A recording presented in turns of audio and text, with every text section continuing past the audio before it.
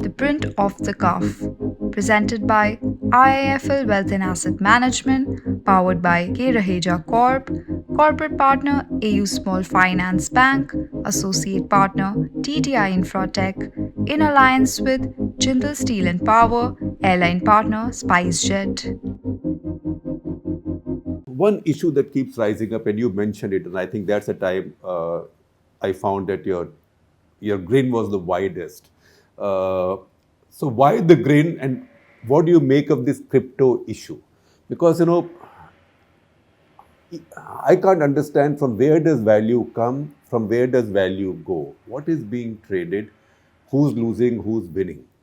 Because in a casino, at least there is one principle, the house always wins. In this case, what's the house? This is, yes, so there is a whole, the technology that's underlying it, which has promise. I'm not best placed to explain what that promise is. Sometimes I've described the crypto assets as, so it's valued now at 2.5 trillion. So I sometimes say we have a $2.5 trillion solution for a problem that we haven't still identified. So there's large amount whose of money value. is it? Where is it going? For money to grow, the money must make more money. Oh well, money can make more money in a bubble for some time, and also in the crypto space, there are many different kinds of crypto assets, right? I mean, so there's the bitcoins, which I think of as purely speculative investment that you want to invest in. It's highly risky, but you may get a payoff from investing in that. But then there are stable coins which have much more stability in their value. People want to use it for payment systems and so on. I think the bottom line is we are of the view that this needs to be regulated without a doubt. You need to be very clear about the fact that if you're a financial institution and you have exposure to any of these crypto assets, that you make sure that you have your capital buffers, just as you would if you were exposing yourself to very risky asset classes. We are opposed to cryptocurrencies being used as legal tender. I think that would be that. Why do you say so? Because it's, first of all, these cryptocurrencies don't serve the purpose of money, which is to have stability in value. They are also a big risk to the monetary system of the country if it's going to displace the actual kind of legal tender of the country. So we just don't see the need for that at all. And that's not something that we think is important. So do you see crypto as a problem or an opportunity for global economy? I think it's both. I think there is always the promise of a technology that we just don't know, that in a decentralized fashion, people might discover many different ways of using it.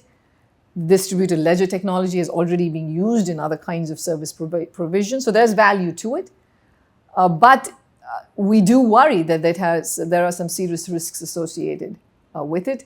And the truth is that it's not anything a single country can deal with, because if individual countries regulating heavily or banning, which we do think that regulation is important, but at the same time, most of these crypto exchanges can be done offshore, and so they're not subject to the jurisdiction of a particular country. So it's hard to really regulate this. But money still has to be transferred. For person A in India to buy a crypto, say in jurisdiction B, wherever, some money has to be transferred from this jurisdiction to another one, or the money has to be transferred back for you to.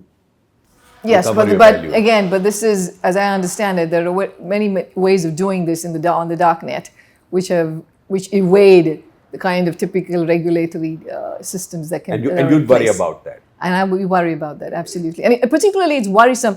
In fact, we're seeing this phenomenon becoming a bigger problem in emerging and developing economies as compared to advanced economies, because in advanced economies, again, the attractiveness of crypto assets and cryptocurrencies is less so, than in many emerging and developing economies. Why do you say so? I'm just taking an extra minute because I'm very curious about this. Why is it so? Why is it seen as a more reliable option in emerging or poorer economies? Where in countries where you have a much more population which has banking accounts, there's very high levels of financial inclusion, these kinds of assets are not necessarily particularly attractive because you already are in the financial system.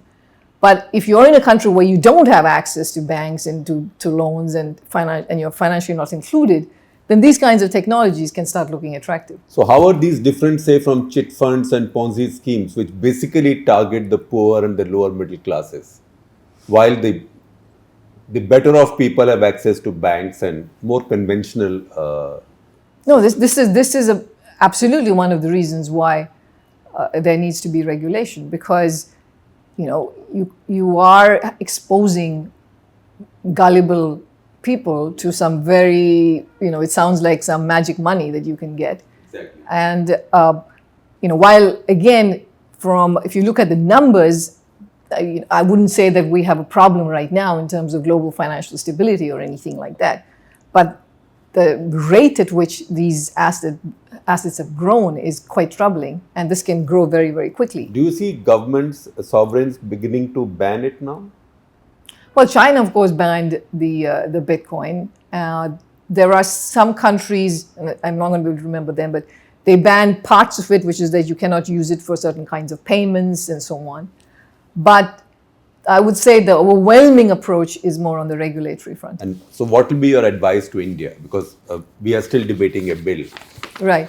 I mean, again, just in terms of the practicality of what one can accomplish, we think regulation is the way to go.